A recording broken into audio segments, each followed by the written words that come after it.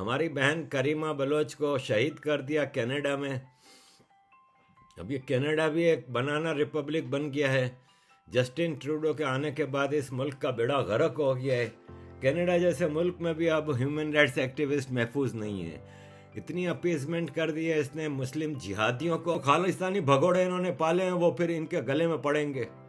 मैं तो शुरू से कहता हूं कि दुनिया में आपको जहां भी टेररिस्ट मिलेगा, दुम उठाओगे, उस पर मेड इन पाकिस्तान की ठप्पा लगा हुआ होगा।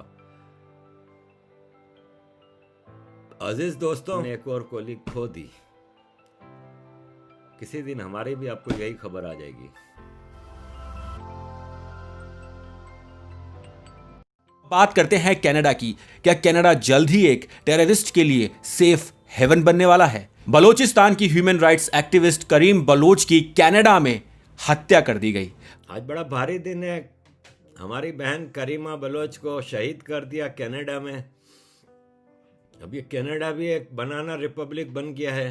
जस्टिन ट्रूडो के आने के बाद इस मुल्क का बेड़ा गर्क हो गया है। कनाडा जैसे मुल्क में भी अब ह्यूमन राइट्स एक्टिविस्ट महफूज नहीं है।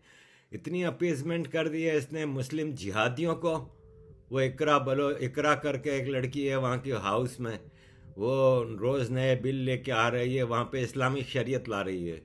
दूसरी तरफ ये खालिस्तानी जस्टिन ट्रूडो ने एक बनाना रिपब्लिक बना कर रख दिया है। अब कनाडा जैसे मुल्क में भी ह्यूमन राइट्स एक्टिविस्ट महफूज नहीं है। करीमा बलोच ने अभी कुछ दिनों पहले एक प्रोग्राम में तकरीर करते हुए ये कहा था, और उसने क्रिटिसाइज़ किया था कैनेडियन गवर्नमेंट को कि कनाडा ने पाकिस्तान से आए हुए ऑपरेसिव आर्मी ऑफिसर्स जो कि ग्रॉस ह्यूमन राइट्स वायोलेशन में मुश्तमिल हैं, जिन्होंने बलोच, सिंधी, मुहाजिर, पख्तून लोगों को कत्ल किया है, उन लोगों को वहाँ पे रहने का रेसिडेंस परमिट दे दिए। बस पैसा शो करो जस्टिन ट्रूडो को और भाई साहब आप कनाडा में रहना शुरू कर दो। मैंने भी अपनी वीडियोस में आपको बताया था कि इन्होंने हाउसिंग और कॉलोनीज बना ली हैं कनाडा में।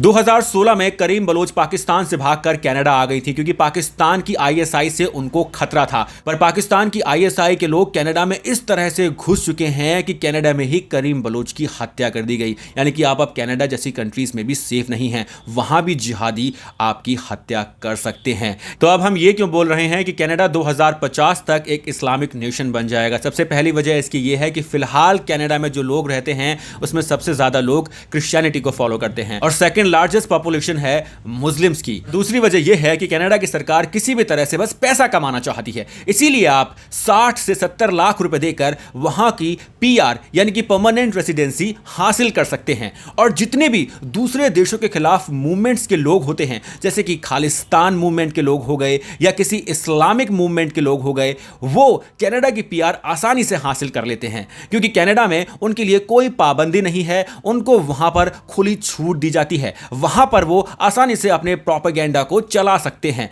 कनाडा की पुलिस इतनी होशियार नहीं है कि वो आईएसआई और जितने भी ये मूवमेंट होते हैं इनको फॉलो अप कर सके। कनाडा के लोगों को भी इनसे कोई मतलब नहीं होता है, उनको पता ही नहीं है यहां पर किस तरह के मूवमेंट्स चालू हो चुके हैं। इसीलिए यह कहा जा रहा है कि कनाडा एक बनाना रिपब्लिक बन चुका है। वहां पर ह्यूमन राइट्स एक्टिविस्ट की खुलेआम हत्या कर दी जाती है और जस्टिन ट्रूडो सिर्फ अपना वोट बैंक बचाने के लिए हिंदुस्तान के खिलाफ बयान देते हैं और देशों के खिलाफ बयान देते हैं और उनको कुछ नॉलेज नहीं है कि दुनिया में क्या चल रहा है। बस उनको पैसा दो, फिर उनके यहाँ चाहे आतंकवाद पनपे या कुछ और, उनको इस बात से कोई मतलब नहीं है। तो व्यूज ये है कि कनाडा हो सकता है आने वाले समय में आधा हिस्सा उसका खालिस्तान बन जाए और आधा हिस्सा एक इस्लामिक नेशन। इस बारे में आपकी क्या राय है कमेंट सेक्शन में लिखकर जरूर बताइएगा। अगर आपको लगता है कि ऐसा नहीं होगा तो भी कमेंट कीजिए, अगर आपको लगता है कि हाँ ऐसा हो सकता है तो भी कमेंट कीजिए। और याद रखिए चैनल को सब्सक्राइब करना बिल्कुल मत भूलिएगा क्योंकि हम तो बहुत टॉलरेंट हैं।